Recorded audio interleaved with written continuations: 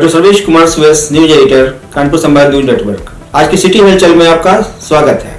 कानपुर में आज कोरोना के 8 पॉजिटिव रोगी पाए गए और किसी की मौत नहीं हुई। मुख्यमंत्री अभ्युदय योजना कोचिंग क्लासेज में छत्रपति साहूजी महाराज विश्वविद्यालय कानपुर में आज नगर आयुक्त अक्षय त्रिपाठी ने बच्चों को यूपीएससी की कोचिंग की तैयारी के संबंध में टिप्स दी। उन्होंने बताया कि उनकी आईएएस में ऑल इंडिया में 4th रैंक आई थी, जिसके लिए उन्होंने विशेष प्रिपरेशन किया था। उन्होंने बच्चों से कला, साइंस, मैथ आदि से जुड़े सवाल पूछे। एसपी ट्रैफिक बसंत लाल ने कानकुज पब्लिक स्कूल नरौना के छात्र छात्राओं के माध्यम से जागरूकता रैली निकालकर पर्यावरण जागरूकता का संदेश दिया। बच्चों ने यातायात नियमों के स्लोगन लिखी तख्तियां लेकर रैली निकाली। सिंचाई विभाग का हलवा खेड़ा रजवाहा जो हंसपुरम बम्बा होकर निकलता है, जिसकी सिल्ट निकालकर सड़क पर डाल देने से बम्बा के बगल से जा रही हंसपुरम रोड काफी सक्रिय हो गई है। और बम्बे की सफाई तो सिंचाई विभाग ने करा दी, लेकिन इसकी सिल्ट निकालकर सड़क पर फेंक दी, जिसे उठाने के लिए कोई जिम्मेदारी नहीं तय की गई, जिससे आम राहगीरों का चलना मुश्किल हो गया है। के निर्देशन में सड़क सुरक्षा माह के तहत चलाए जा रहे अभियान के तहत आज कानपुर विद्या मंदिर इंटर कॉलेज में यातायात पुलिस के अधिकारियों टीआईसी सिंह चोकर, प्रदीप कुमार आदि ने छात्राओं को विभिन्न ट्रैफिक नियमों की जानकारी प्रदान की और उन्हें यातायात के नियम समझाए। इस मौके पर विद्यालय की प्रधानाचार्य डॉक्टर दीपा पाठक, शिखा निगम समेत विभाग की सभी शिक्षिकाएं मौजूद थीं। थाना चकेरी पुलिस ने उप निरीक्षक मोहित चौधरी के नेतृत्व में 72 घंटे में 6 अपहृत छात्राओं को विभिन्न जनपदों से सकुशल बरामद किया।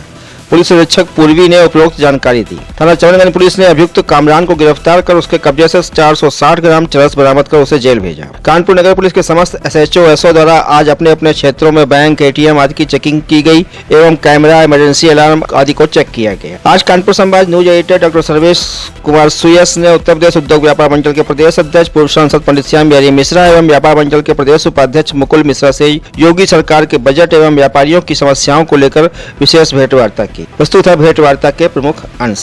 योगी सरकार जहां कह रही है कि ये बजट किसान कल्याणकारी है व व्यापारियों के लिए फायदेमंद है, इसी मुद्दे को लेकर आज हमने उत्तर प्रदेश उद्योग व्यापार मंडल के प्रदेश अध्यक्ष व राष्ट्रीय अध्यक्ष व्यापार मंडल के भूतपूर्व सांसद पंडित श्याम बिहारी मिश्रा से वार्ता की। प्रस्तुत है उनसे भेंटवार्ता की प्रमुख बातें। योगी जी और मोदी जी बहुत अच्छा काम कर रहे हैं, बहुत अच्छी स्कीमें भेज रहे हैं, परंतु वो स्कीमें सिर्फ कागजों पर रह जाती हैं, अधिकारी उसको अमल में नहीं ला रहे हैं। जैसे कि अब एक मिलावटी कानून आया है, खाद्य मिश्रण अधिनियम। अब उसमें हर बार लाइसेंस रिन्यू कराने की क्या आवश्यकता है? एक बार मिठाई की दुकान खोली, एक बार परचून की दुकान खोली, लाइसेंस ले लिया, लाइसेंस ले करके अब वहीं पर हम दुकान कर रहे हैं, वही पार्टनर है, वही सब हैं। हर साल उसको रिन्यू कराओ, रिन्यू कराने में नजराना और शुक्राना भुगतान करो। ये कहाँ का नियम है? इसी प्रकार से जीएसटी में तमाम, जब जीएसटी लगाया गया था तब यह वादा किया गया था कि एक टैक्स और एक फार्म। आज कई टैक्स हो गए हैं और उन टैक्सों के अलावा फार्म बहुत हैं, फार्म की गिनती ही नहीं है, यानी अधिकारी भी फार्म नहीं बता पाएगा कि कितने फार्म हमें भरने हैं। हम फार्म भरें कि दुकान चलाएं? हमारी समस्या ये है कि हम फार्म भरें कि दुकान चलाएं, और वो फार्म की डेट सब निश्चित है, इस डेट तक ये, इस डेट तक ये।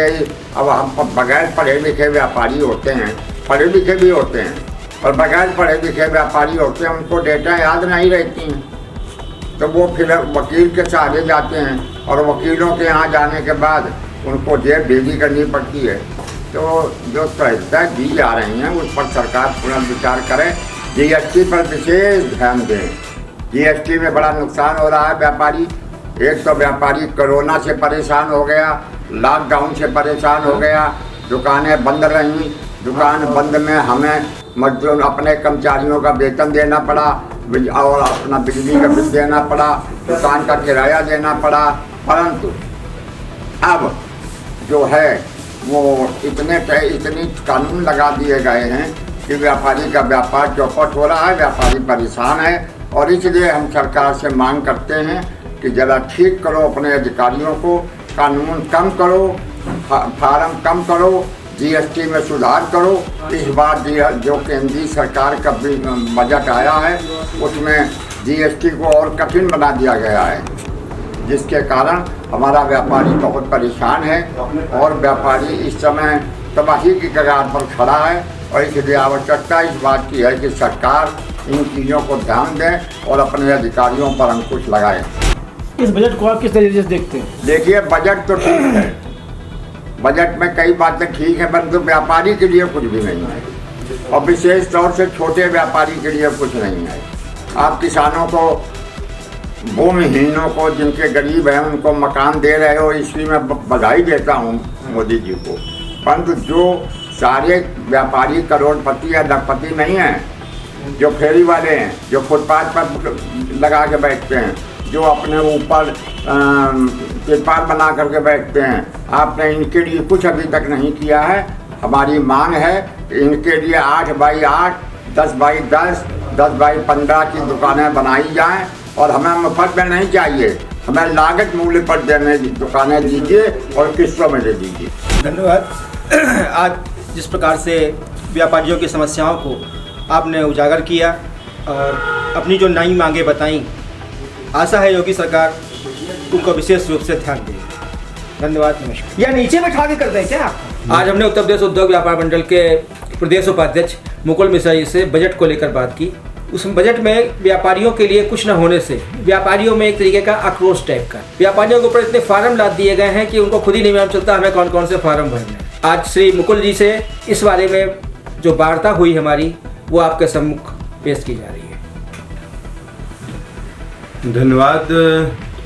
जो अभी उत्तर प्रदेश सरकार ने एक बजट पेश किया है, उसमें अगर हम ये कहें सीधे तौर पे तो व्यापारियों के लिए बहुत राहत नहीं है, लेकिन जो उनका बजट है वो बजट पूरे प्रदेश के विकास के लिए है। इंफ्रास्ट्रक्चर में उन्होंने काफ़ी फोकस किया है, जैसे पूर्वांचल एक्सप्रेसवे और बुंदेलखंड एक्सप्रेसवे, बिजली के सुधार के लिए भी उन्होंने काफ़ी कुछ बजट में अपने प्रावधान रखा है और साथ में जो ब्रिजेज के निर्माण के लिए रखा है। हमारे विचार से ये व्यापारियों के लिए डायरेक्ट नहीं तो इनडायरेक्ट में बड़ा अच्छा कार्य है, क्योंकि जब किसी भी प्रदेश का, किसी भी देश का इंफ्रास्ट्रक्चर मजबूत होता है तो वहाँ पे व्यापार की संभावनाएं बढ़ जाती हैं। कानून व्यवस्था को लेकर के भी जो प्रदेश सरकार बात कर रही है, अगर इन सब चीज़ों को मिला करके देखें तो वाकई प्रदेश में इस समय व्यापारियों के लिए अच्छा माहौल। प्रदेश सरकार ने एक घोषणा की है कि हम जितनी भी पुलियाँ हैं इनका सबका निर्माण करा रहे हैं और 100 दिन का मिशन कोड तय किया है सिंचाई विभाग के लिए।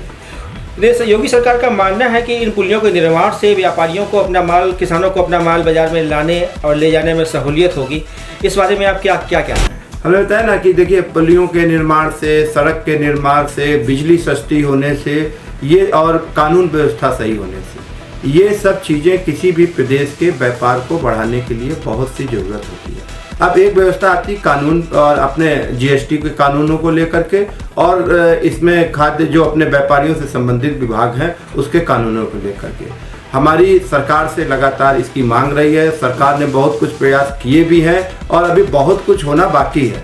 जैसे जीएसटी में बहुत से कॉम्प्लिकेशन आ गए, इसके लिए हम लोगों ने एक पूरा मेमोरेंडम अपने देश की वित्त मंत्री निर्मला सीतारमण को दिया है और उनसे समय मांगा हुआ है। खाद्य सुरक्षा मानक अधिनियम, भाई हमारा व्यापार मंडल का ये मानना है कि अगर कोई भी लाइसेंस है, हमने लिया है, तो वो आजीवन होने चाहिए, चाहे वो श्रम का हो चाहे वो खाद का हो, और अगर हम कोई नियम तोड़ते हैं तो सस्पेंड करने का अधिकार उनके पास हमेशा रहता है।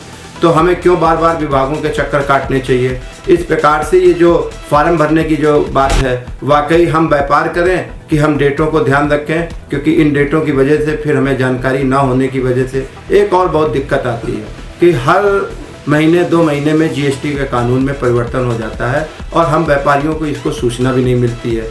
तो हम तो सरकार से मांग करते हैं कि एक डेट निश्चित कर दी जाए जिसमें जितने अमेंडमेंट करने हो एक साथ किए जाएं, जिससे हमें भी ध्यान रहे कि क्या है, क्योंकि इतनी जल्दी जल्दी नियम चेंज होते हैं, उसको व्यापारी समझ नहीं पाता है और उसके समझने के कारण या तो उसे वकील के चक्कर काटने पड़ते हैं, सीए के चक्कर काटने पड़ते हैं, या अज्ञानता के अभाव में जो अफसर हैं वो उससे शोषण करते हैं। तो इन सब चीज़ों को लेकर हम सब लोग वित्त मंत्री से मिल रहे हैं और निश्चित रूप से इसमें भी कोई ना कोई हम सब लोग सफलता प्राप्त करें। जैसे कि पहले व्यापार बंधु की बैठक होती थी, उसमें व्यापारियों के प्रतिनिधि और सरकार के प्रतिनिधि बराबर बैठते थे और वार्ताओं का आदान प्रदान होता था। इधर पिछले कोरोना काल से उस व्यापार बंधु की बैठक बिल्कुल बंद सी हो गई। इस बारे में आप क्या कहना चाहेंगे? नई प्रदेश सरकार ने हर महीने ये मीटिंग कराने का जियो जारी किया है। इधर ये सही है कि पिछले 2-3 महीने से नहीं हो पाई है, लेकिन कोरोना काल में उसके बाद भी एक मीटिंग में गए थे। अभी हाल ही की मीटिंग कल है 25 तारीख को है, उसमें भी हम सब लोग जाएंगे। लेकिन वो मीटिंग जो है व्यापार बंद की, उससे हमको रिलीफ तो मिलती है, क्योंकि जो कानून बनते हैं उनके कंप्लाइन में जो दिक्कत आती है उसमें रिलीफ मिलती है। लेकिन अगर कानून ही खराब है तो उसके लिए हमें वित्त मंत्री से, सरकार से वार्ता करने की जरूरत पड़ती है, और हम सब लोग उसकी वार्ता कर रहे हैं। इसके अलावा और कोई व्यापारियों की समस्याएं हैं जो आपकी निगाह में है, जिसको सरकार गंभीरता से नहीं ले रही है? बस हमारी सरकार से, प्रदेश व्यापार मंडल की, राष्ट्रीय व्यापार मंडल से एक ही मांग है कि हम आपको टैक्स लेना है और हमको टैक्स देना है, लेकिन टैक्स के लेने का तरीका ये हो जिसमें अफसरशाही मेरे ऊपर हावी ना हो। और हम तो बधाई देंगे मोदी जी को, योगी जी को, उनकी मंशा भी यही है कि ना कार्यालय में व्यापारियों को जाना पड़े और ना कोई अधिकारी व्यापारियों के यहाँ आए। लेकिन जब वो ऊपर से कोई कानून चलता है और नीचे जब अधिकारियों के पास में आता है तो उसमें 2 शब्द ऐसे लगा दिए जाते हैं, विवेकानुसार और भौतिक सत्यापन, जिसके कारण अधिकारी किसी न किसी प्रकार से व्यापारियों को दबाव बनाने में सफल होता है। इसलिए हम सरकार से मांग करते हैं कि कोई भी नियम कानून बनावें उसमें व्यापारियों को शामिल करें, और ऐसे नियम कानून बनावें कि अधिकारी हम पे रोप न झाड़ें। धन्यवाद मुकुल जी। आज की सिटी हलचल में बस इतना ही। कल आपसे फिर मिलेंगे। धन्यवाद, नमस्कार।